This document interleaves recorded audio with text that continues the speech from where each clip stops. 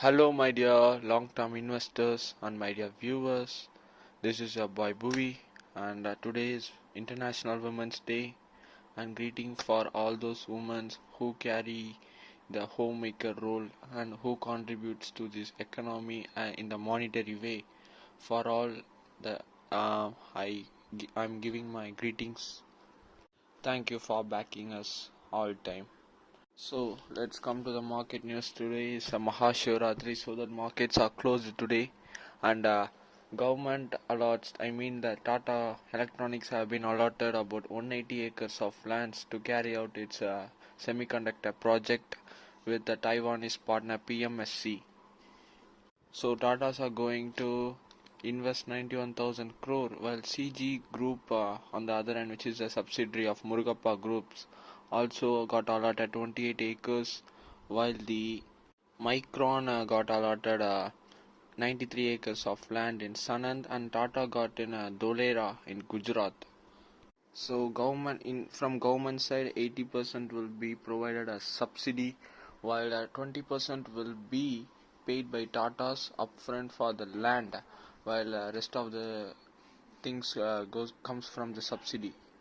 So the groundbreaking event likely happen on March 13 with a group of big politicians and main persons of company.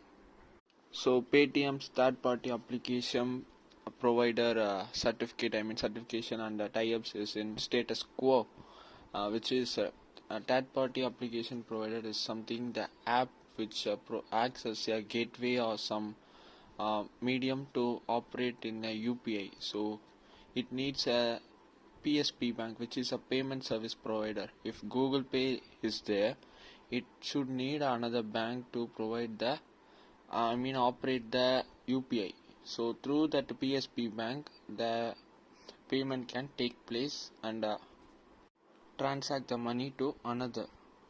Like first we should need the Google Pay, and beyond that we need the PSP bank, and beyond that the PSP bank operates. Gets you into the UPI payment system, and then the transaction will take place. So Paytm is trying to have a PSP bank to tie up their TPAP, third party application provider status. So Wipro, General Motors and Magna, all these companies will come into a joint venture to carry out to create a marketplace called SDverse, where you can buy and sell the softwares. So Wipro holds 27% in it in the joint venture, and for that 27% it cost around $5.85 million. And Wipro in latest news said that their other sector revenue, which is other than medical, banking, financial service sector and other sector, and in automotive sector, their revenue growth is in lackluster mode, while the medicine, the software related to medical field, which contributes around 17% of the revenue, is growing very good level. So they said we can expect growth and contribution of revenue from medical field software will increase in coming periods. So there is a rumor going on that Paramount India might sell its stake to Reliance. It considering to sell the business because there is no growth, and they are cornered by Reliance. It's a question that Reliance will become a behemoth and dominate the whole Indian media market. That's a question mark, and this answer will be 50-50 percentage. While G and Sun Network are the another major players in the media market, telecommunication market. And China says that they will grow in FY25 at 5% level. So I don't think that can be achievable with that in this situation where real estate prices have collapsed, and the yen is declining while government is pumping money, and ultra long-term bonds are launched by government to inject money in the economy. So they are trying to reinstate the economy by giving money. Making the economy as a alcoholic. And there is also a decline in population, and Xi Jinping's monarchy like things are going on. I don't think this economy will thrive. And also it had a plan around 2040 or something with Russia to have a space station or a nuclear weapon station in moon. Promoter entity of Mahindra and Mahindra, which is one of the promoter entity, it is Prudential Management and Services, offloaded 0.75% stake in the market via bulk deals and sold 9.3 million shares worth 1,778 crore, and that's why Mahindra and Mahindra fell 3.7% yesterday. One of the interesting news I have for you is that GQG Partners, more of you don't know this.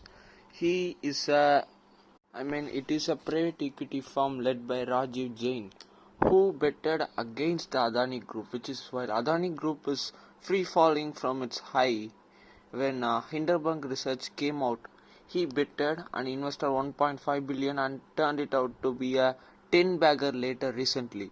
So now he is betting on Airtel, buying a 0.81% stake worth of 5,673 crore right now. Also, it sold 2% stake in hospital chain Mats Healthcare.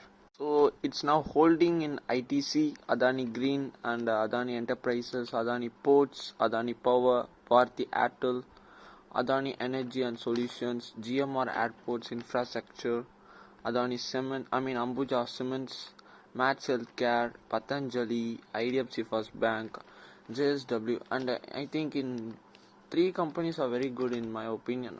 But if some name comes before as a prefix Adani, I will don't even touch that with a 10-foot pole. Yesterday, most of the Tata Group companies surged violently as the news came out. 5% stake sale might be expected from Tata Sons in the primary market in coming months or years.